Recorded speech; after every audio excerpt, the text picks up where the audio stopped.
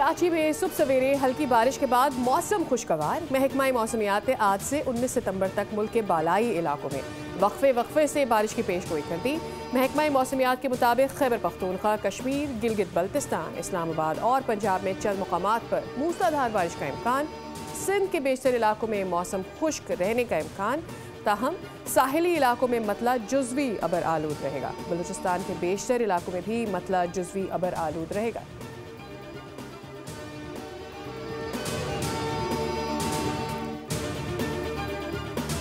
Petrol की कीमत बरकरार, डीजल महंगा हो गया। कीमत में ₹2.78 फी लीटर इजाफा कर दिया गया। आइंदा 15 रोज़ के लिए पेट्रोलियम मस्तूआत की कीमतों का ऐलान।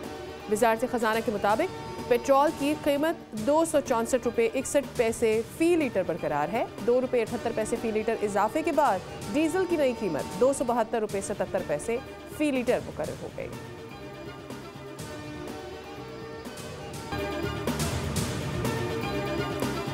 इसराइली बर्बरियत को रोकने के लिए अरब टास्क फोर्स तश्कील दी जाए। जंगी जराइम पर इसराइल को कटहरे में लाना होगा। इक़दामात ना किए तो तारीख माफ़ नहीं करेगी। अगर हमने इत्तेहाद नहीं किया तो इसराइल इंसानियत के खिलाफ इसी तरह इक़दामात करता रहेगा। वज़ीर आज़म शहबाज शरीफ का दोहा में अरब इत्तेहाद हंगामी इजलास से खिताब। कहा, कतर पर हमला मशरिक़ वस्ता में अमन की कोशिशों को सैबोटाज करने के लिए किया गया। कतरी बहन भाइयों के साथ मुकम्मल इजहार यकजहती करते हैं। इसराइल गजा में नस्लकुशी कर रहा है। गजा में फौरी तौर पर जंगबंदी करवाई जाए। फ़लस्तीनियों की रिहाई और मग़वियों की बाजियाबी के लिए काविशें की जाए।